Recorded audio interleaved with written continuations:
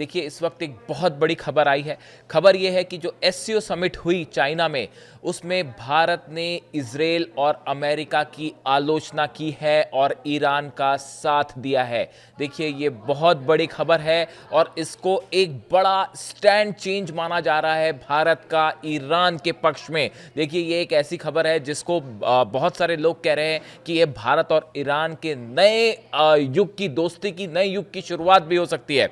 देखिए अभी जो एससीओ की समिट हुई चाइना में, इस समिट के बाद एक जो स्टेटमेंट पास किया जाता है आखिरी में, एक मसौदा जो होता है जिस पे चर्चा होती है अलग अलग मुद्दों में, उसके बाद एक जॉइंट डिक्लेरेशन जो होता है वो पास होता है और तियानजिन डिक्लेरेशन इसका नाम दिया गया।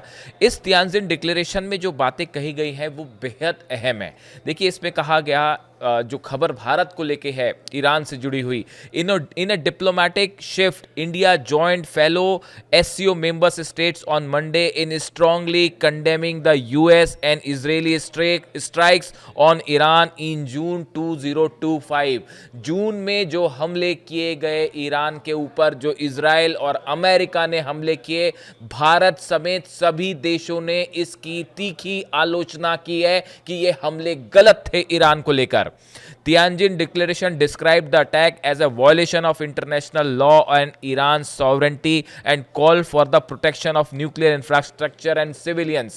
देखिए इस जॉइंट डिक्लेरेशन में ये कहा गया, जिसमें भारत के भी हस्ताक्षर हैं, ये कहा गया कि ईरान पर जो हमले हुए थे वो ईरान की सॉवरेंटी का उल्लंघन था, ईरान की आज़ादी पे हमला था, ईरान की जो संप्रभुता है उसके खिलाफ ये हमले थे। इतना ही नहीं, तियानजिन डिक्लेरेशन में यह भी कहा गया कि जो न्यूक्लियर इंफ्रास्ट्रक्चर है ईरान का, इसकी रक्षा की जानी चाहिए। इसमें पूरे उन सभी देशों ने सिग्नेचर किए जो एससीओ में शामिल थे। इसमें भारत ने सिग्नेचर किए, रूस ने सिग्नेचर किए हैं, चाइना ने सिग्नेचर किए, जितने देश, कजाकिस्तान, जितने देश इसमें शामिल हुए थे, उन सब ने मिलकर ये जॉइंट स्टेटमेंट पास किया है और इजराइल और अमेरिका की तीखी आलोचना की है। ये शायद पहला मौका होगा ऐसा, जो विदेश नीति के जानकार मान रहे हैं, जब इजराइल के खिलाफ जाके भारत ने ईरान का साथ दिया है मजबूती के साथ। ऐसा क्यों हुआ ये भी मैं आपको बताऊंगा, लेकिन अभी पहले इस बात को समझिए कि कैसे भारत जो है वो तेजी से ईरान की तरफ झुकना शुरू हो गया है और ये इसकी शुरुआत है। ये कई वक्त से हम ये बात कह रहे थे, हमारे कई दर्शक इस बात को मानते नहीं थे, लेकिन देखिए अब ये भारत और ईरान की दोस्ती में एक नई शुरुआत हो चुकी है। अब आप देखिए इसमें और आगे आगे इस स्टेटमेंट की मैं बात बताऊं आपको, जो हमले हुए इजराइल और अमेरिका की तरफ से, उसको लेकर कहा गया है, such action constitute a violation of international law and the sovereignty of a United Nations member state. इसमें यह कहा गया कि ईरान यूनाइटेड नेशंस का सदस्य है, आप किसी यूनाइटेड नेशंस के सदस्य के ऊपर इस तरह से हमला कर देंगे तो ये यूनाइटेड नेशंस के नियमों का उल्लंघन है, उस देश की सॉवरेंटी का उल्लंघन है। Stressing the need for a permanent guarantee around the safety of such infrastructure. इसमें यह भी कहा गया है कि किसी भी देश का जो न्यूक्लियर इंफ्रास्ट्रक्चर होता है वह बहुत इंपॉर्टेंट चीज होती है। इस पे किसी तरह का हमला जो है वो एक बड़ा दुर्घटना का कारण बन सकता है, रेडिएशन हो सकता है वहां पे। इसलिए ऐसे इंफ्रास्ट्रक्चर, ईरान का जो न्यूक्लियर इंफ्रास्ट्रक्चर है उसकी पूरी तरह से सुरक्षा की गारंटी दी जानी चाहिए, ये इस जॉइंट डिक्लेरेशन में कहा गया है। देखिए इसमें कहा गया, the targeting of nuclear infrastructure and resulting civilian casualties unacceptable, protection of such facilities must be insured on a permanent basis. Iran के न्यूक्लियर जो फोर्दो, इस्फहान पे जो हमले हुए, नातांज पे, यहाँ का जो न्यूक्लियर इंफ्रास्ट्रक्चर है इसकी सेफ्टी बहुत ज़रूरी है और इसमें कहा गया कि इस तरह के जो इंफ्रास्ट्रक्चर होते हैं इसकी परमानेंट सुरक्षा की गारंटी होनी चाहिए। ये ईरान की बहुत बड़ी जीत है और सबसे बड़ी बात है कि भारत जो है बहुत खुल के जो है वो इसने साइन किए इस डिक्लेरेशन के ऊपर और खुल के ईरान के साथ नजर आया। ये बड़ा मेजर शिफ्ट माना जा रहा है भारत की विदेश नीति को लेकर। देखिए अब से करीब 2 महीने पहले एससीओ की एक और समिट हुई थी। उस समिट में भी इस तरह का प्रस्ताव था, लेकिन उस समय जब चर्चा हो रही थी इस मुद्दे में, ईरान और इजराइल, उस समय युद्ध नया नया शुरू हुआ था, उस समय जब चर्चा हुई थी तो भारत उस डिस्कशन का हिस्सा नहीं था और भारत ने उस जॉइंट स्टेटमेंट पे हस्ताक्षर नहीं किए थे। ये 2 महीने पुरानी बात है, लेकिन देखिए 2 महीने में काफ़ी कुछ चीज़ें बदली हैं। ईरान के विदेश मंत्री अब्बास अराक्ची साहब भारत के दौरे पर आए और वो ऐसे समय पे भारत आए थे जब भारत और पाकिस्तान के बीच युद्ध चल रहा था। आप देखें पिछले कुछ समय के अंदर ईरान और भारत के बीच में नज़दीकियां तेजी से बढ़ी हैं।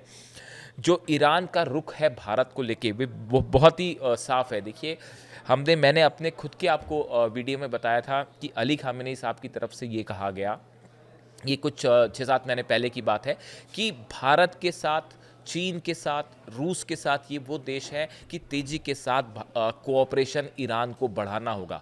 देखिए हमेशा जंग से विकास नहीं होता है, आपको इकोनॉमिक कोऑपरेशन बढ़ाना होगा, स्पेस सेक्टर में कोऑपरेशन बढ़ाना होगा, इंपोर्ट एक्सपोर्ट बढ़ाना होगा, ऑयल बिजनेस में आपको तरक्की करनी होगी। तो खामेनी साहब की तरफ से ये आदेश दिए गए थे आईआरजीसी को और वहाँ की सरकार को कि जिन देशों के साथ भारत को कोऑपरेशन करना है उसमें उन्होंने भारत को भी शामिल किया कि आने वाले वक्त में भारत के साथ मिल के ईरान को चलना होगा और तेज़ी से विकास की दिशा में आगे बढ़ना होगा। यहां से ये एक बड़ा संदेश था जिसको लेकर ईरान आगे बढ़ा। उसके बाद देखिए दूसरी बड़ी चीज ये हुई कि जो टैरिफ वाला मुद्दा हुआ, टैरिफ वाले मुद्दे पर ट्रंप ने जो है वो 6 ऐसी भारत की कंपनीज पर सैंक्शंस लगाए जो कि ईरान के साथ पेट्रोकेमिकल्स का इंपोर्ट एक्सपोर्ट कर रही थी। यहाँ पे ये एक बड़ा मुद्दा था और इस मुद्दे पे ईरान खुल के भारत के साथ आया। ईरान ने कहा कि आप हमसे ऑयल खरीदिए, ईरान की तरफ से ऑफर किया गया। ये उस समय आया जब ट्रंप भारत पे टैरिफ लगा रहे थे और 25% टैरिफ लग चुका था और ये कह रहे थे कि अगर आप रशिया से ऑयल खरीदेंगे तो 25% और टैरिफ लगेगा, जो बाद में लगा दिया गया। ईरान की तरफ से भारत को ऑफर था कि हम आपको ऑयल देने के लिए तैयार हैं, आप हमसे ऑयल खरीदिए। देखिए जब कोई किसी देश के लिए अगर किसी दूसरे देश से किसी तरह की धमकी दी जाती है, धौंस दी जाती है या एक हेजेमनी की पॉलिसी की जाती है जो ट्रंप चाह रहे थे भारत को डिक्टेट करने की, ऐसे समय में ईरान खुलकर भारत के साथ आया। ईरान वो पहला देश था जिसने ट्रंप की आलोचना की, अमेरिका की आलोचना की और भारत के साथ इस मुद्दे पर खड़ा रहा। ऐसे स्थिति में जब कोई देश आपकी मदद करता है तो बड़ी स्वाभाविक सी बात है कि आपकी विदेश नीति में बदलाव आता है, आप उस देश के प्रति सॉफ्ट कॉर्नर रखने लगते हो। देखिए ये ऐसा हमेशा होता है कि जब आप कोई देश जब भी एक कठिन दौर से गुजर रहा होता है और उस वक्त जो मदद का हाथ बढ़ाए वो आपका सच्चा दोस्त, ये हमेशा कहा जाता है और विदेश नीति में ये बात हमेशा याद रखी जाती है। देखिए जब भी भारत पे ज़रूरत पड़ी रूस हमेशा भारत के साथ खड़ा रहा। कल एससीओ की बैठक में यही बात प्रधानमंत्री मोदी ने भी कही और यही बात जो है वो रूस के राष्ट्रपति व्लादिमीर पुतिन ने भी कही कि आप हिस्ट्री उठा के देख लीजिए, जब भी ज़रूरत पड़ी दोनों देश एक दूसरे के साथ खड़े रहे। अब देखिए ईरान भी इस टैरिफ वॉर के दौरान ईरान की तरफ से ये ऑफर आना, ईरान का भारत के साथ खड़े होना, ये एक बड़ा मुद्दा था। इसके अलावा भी आप देखिए कि कई ऐसे फील्ड हैं जिसको लेके ईरान के साथ भारत का कोऑपरेशन तेज़ी से आगे बढ़ रहा है।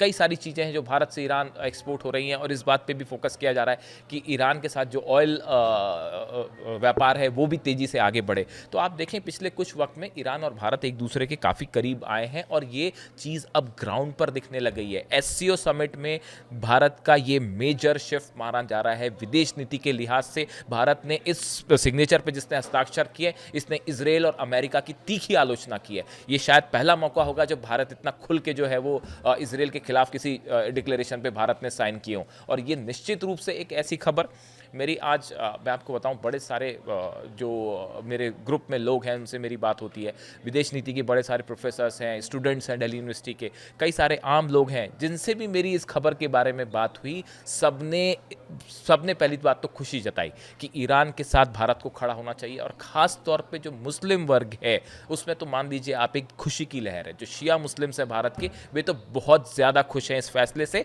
और उनका ये कहना है कि ईरान एक ऐसा पार्टनर है भारत का जो जब भी मुश्किल होगी वो भारत के साथ आएगा मदद के लिए। ईरान उन देशों में से है, ईरान की जो लीडरशिप है, अली खामेनी साहब है, इनकी सबसे बड़ी खास बात यह है कि वो हमेशा अपनी बात पर कायम रहते हैं। आप देखिए ये भारत के बड़े सारे मुसलमान जो सेक्शन है उनकी राय है, उनका ये कहना होता है कि आप कभी भी ईरान को उठा के देख लीजिए, कभी ऐसा नहीं होगा कि कहा कुछ और किया कुछ। ईरान की लीडरशिप, ईरान के लोग हमेशा वही करेंगे जो वो कहते हैं, अपनी बात से कभी मुकरते नहीं। इस लिहाज से ईरान भारत का एक बड़ा सहयोगी साबित हो सकता है आने वाले वक्त में। देखिए कल 2 दिन पहले अली खामेनी साहब का भी एक स्टेटमेंट आया कि अब एक नया वर्ल्ड ऑर्डर बनना चाहिए जिसकी शुरुआत एशिया से होनी चाहिए। उन्होंने चाइना को लेकर ये बात कही थी, लेकिन ये संदेश भारत के लिए भी था, रूस के लिए भी था, मैंने अपने पिछले वीडियो में आपको बताया। ऐसे में ईरान के साथ खुलकर भारत का आना, इजराइल और अमेरिका की आलोचना करना, ये एक बड़ा डेवलपमेंट है। देखिए हमेशा हर डेवलपमेंट जंग से नहीं मापे जाते कि किसने कितनी मिसाइल मार दी और कहाँ कितने टैंक भेज दिए और कहाँ कितने बम गिरा दिए। जी नहीं, हर चीज़ स्टेप बाय स्टेप होती है। खासकर विदेश नीति में किसी एक देश का दूसरे के करीब आना या किसी देश से उससे दूरी बढ़ना, ये धीरे धीरे होता है।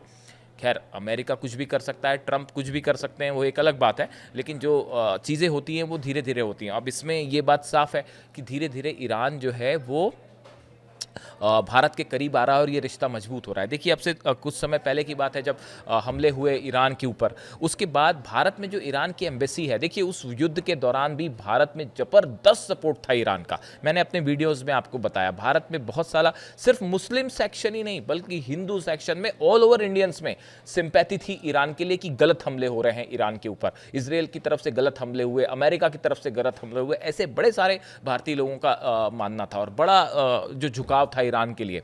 देखिए इसी वजह से ईरान की जो एम्बेसी थी भारत में, उसने ये कहा था, ये मैं आपको थोड़े वक्त पहले का स्टेटमेंट बता रहा हूं, the Iran embassy New Delhi extends its heartfelt gratitude to all the noble and the freedom loving people of India, including the esteemed citizen, political parties, honorable members of parliament, non-governmental organization, religious and spiritual leaders, university professors, member of the media, social activists and all individuals and institutions। Iran की तरफ से कहा गया कि भारत के इन सब लोगों ने जो हमारा साथ दिया, हमारे लिए दुआएं की, हम इसके लिए शुक्रिया अदा करते हैं।